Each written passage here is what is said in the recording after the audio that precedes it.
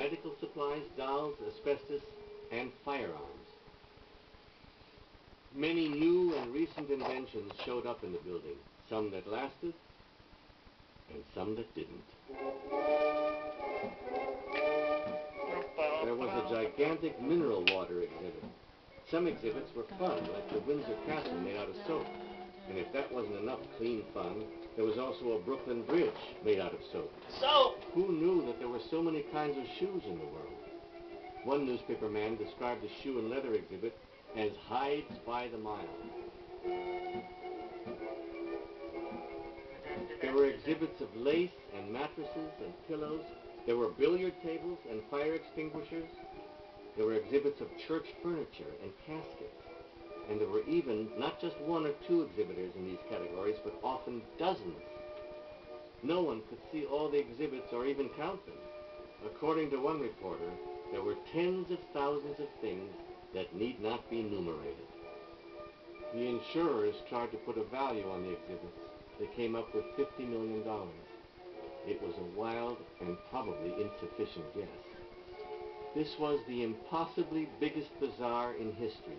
Called a city under one roof, it was more like a country, or several countries. For many, the appeal of the Manufacturers and Liberal Arts Building wasn't just in its size, but in its overwhelming variety. Through the center of the building was a 50-foot wide aisle known as Columbia Avenue.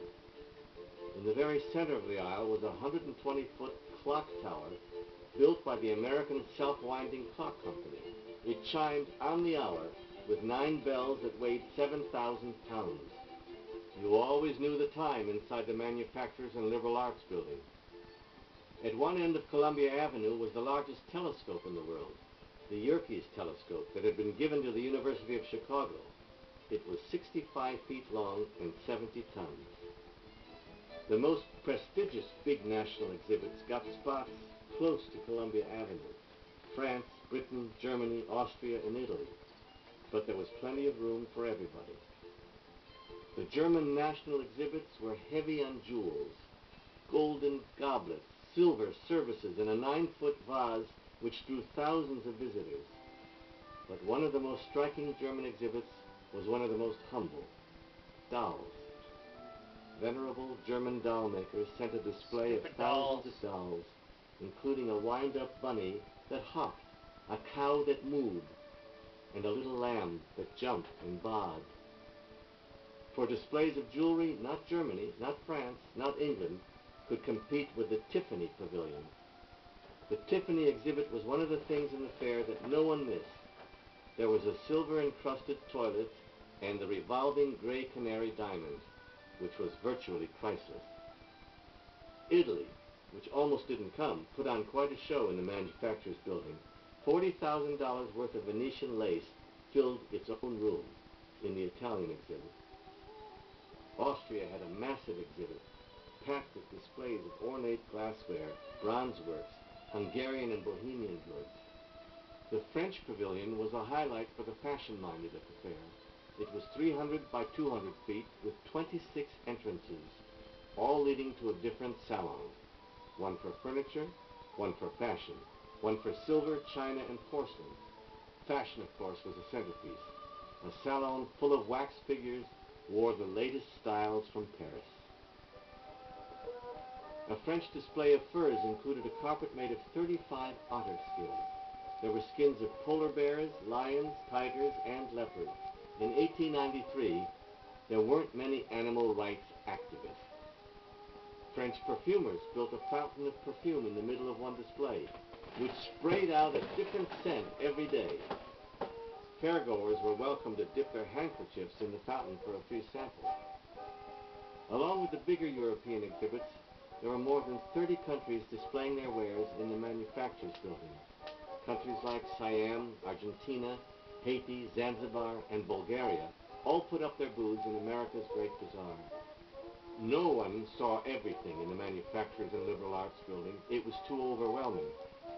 But every adventurous fairgoer who could fork over 25 cents went up in the Otis Hale Company elevator to the observation deck on the roof of the building. A waist-high chain-link fence kept you from going off the edge of the observation deck. But more than one fairgoer lost their nerve on the roof and quickly returned to the elevator. For those who could look down, it was one of the great spots to view the fair, like the top of the Ferris wheel or the wooded island. The deck looked out over the Court of Honor and the lagoon, with Lake Michigan behind.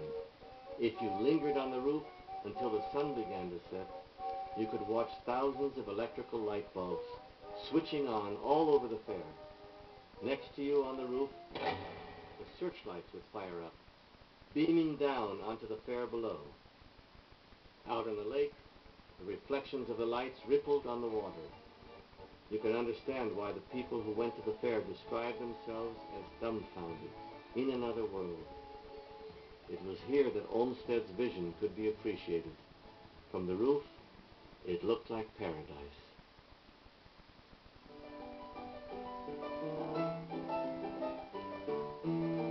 To be continued in Part 2.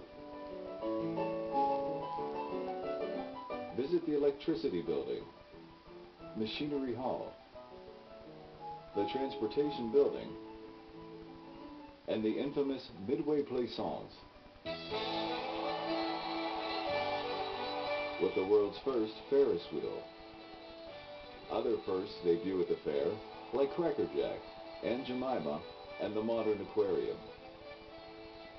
Nothing lasts forever, and the World's Fair, that was the center of the world for 6 months, comes to a surprising end.